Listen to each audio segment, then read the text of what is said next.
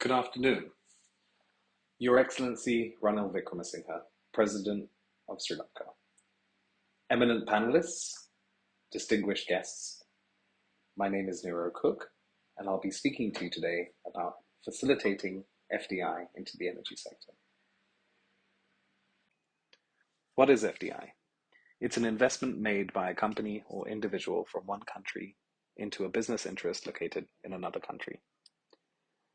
FDI is important because it provides an infusion of foreign exchange, it provides access to export markets, allows for import substitution in many sectors, and enables knowledge and technology transfer.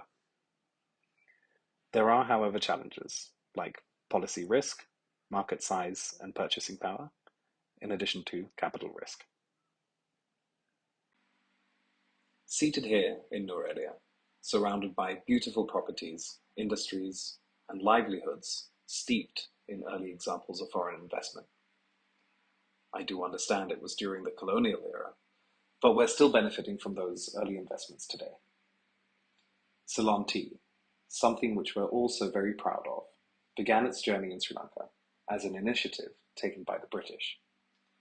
James Taylor established the first commercial tea cultivation in 1867. And there have been a number of success stories: the IT BPO sector, apparel and garments, fisheries and aquaculture, and of course the rubber industries. There's a strong positive correlation between FDI inflows and GDP growth rates, indicating that FDI can contribute towards increased economic output. There are several studies that have demonstrated this relationship. One such study, conducted between 1980 and 2014 in Singapore, found an increase in GDP by 1.04 units, following an increase in FDI by 1 unit. There's also accelerated economic growth. FDI acts as a catalyst for economic development, creating a local supply chain and local Me Too's. There's also substantial employment generation, new job opportunities, reducing unemployment, and improving the living standards and increasing skills and future employability. FDI brings advanced technologies, expertise, and knowledge, facilitating innovation and upgrading local industries. FDI stimulates export-oriented industries, helping to diversify Sri Lanka's export basket and increase in foreign exchange earnings. It also contributes to the development of infrastructure and improved living standards. There are several social benefits as well: poverty alleviation and job creation, skills development and improvement in education.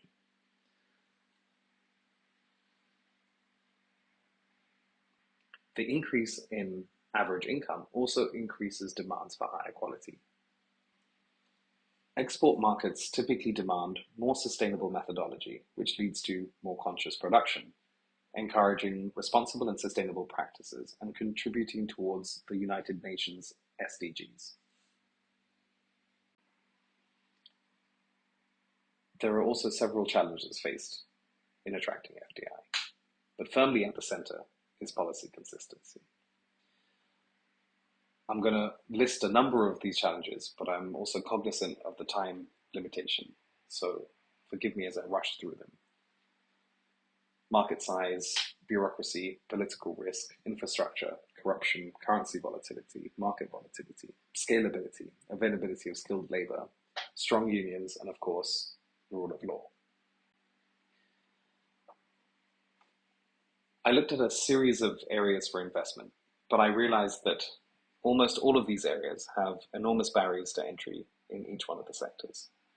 And I actually discovered that Sri Lanka is a land of paradoxes. We want FDI, we're trying to attract FDI, and then such high barriers to entry are placed, preventing FDI from actually flowing in. Having spent time, effort, and money to attract investors, and even providing them with investment incentive, we're actually turning them away at the door. For the purposes of this presentation, I'd like to look at the energy sector, because it's the most basic input for any industry. And there's a huge amount of global capital seeking energy investment opportunities. Sri Lanka has an abundance of renewable energy, and estimations suggest there's over 100,000 megawatts of potential of both onshore and offshore resources. Sri Lanka's current installed capacity is 4,200 megawatts, with a population of 22 million people. Malaysia, by comparison, is 33 million people, with 40,000 megawatts of installed capacity. And Singapore, we have two guests here with us today, a population of 5 million people and 12,000 megawatts of installed capacity. So why is it that Sri Lanka's installed capacity per capita is so low? When was the last meaningful FDI into the energy sector? Some might think it's Mana, a 100 megawatt wind power project completed in 2020. But actually, that was an ADB loan, currently owned and operated by the Ceylon Electricity Board. Some might think it was Nuwara Eliya, a 900 megawatt coal power plant completed in 2011. But that too was a loan from the Chinese government. My research found that there hasn't really been any meaningful FDI into the energy sector for the best part of 20 years. The last FDI into the energy sector was actually in 2005. And there hasn't been any significant local private power projects built in about 10 years. So why is that? I realized that at the very core of the energy sector is the power purchase agreement. And I'm sure you lawyers will all appreciate the importance of an agreement. The first power purchase agreement for private investment was introduced in 1994 by a US law firm called Skadden Arps. And over the years, it's been systematically dismantled, rendering the current power purchase agreement uninvestable.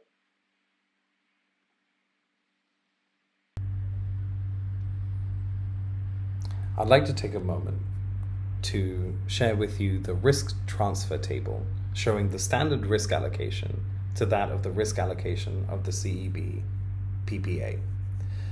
It's normal for construction risk to be borne by the development company. It's also normal for the operations risk to be borne by the development company. But in Sri Lanka, we were expecting the developer to bear currency risk, payment risk, change in law, political risk, and even termination and expropriation risk, all to be borne by the investor. Unfortunately, no foreign investor will accept all these risks when there are plenty of alternative investment destinations. So having spoken to a number of potential foreign investment firms, I understand that the PPA that they seek is actually relatively simple. It's a power purchase agreement, dollar denominated.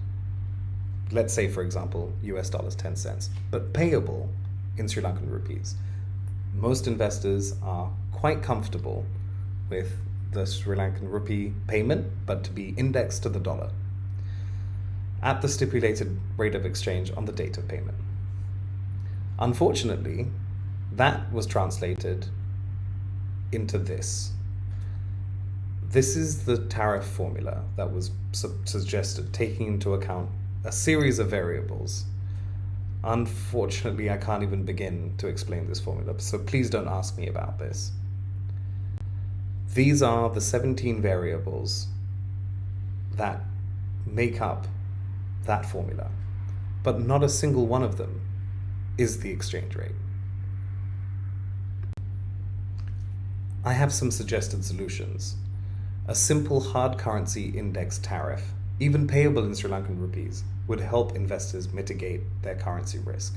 So in order to survive, in order to attract some FDI, we need to make a US dollar or hard currency linked PPA. Payable in Sri Lankan rupees is perfectly fine. If we were to use fossil fuels, Sri Lanka accepts that foreign exchange exposure. So why are renewable energy investors expected to bear greater risks than fossil fuel counterparts? But if you really want to transform the Sri Lankan energy sector, there's a few more things that need to be done.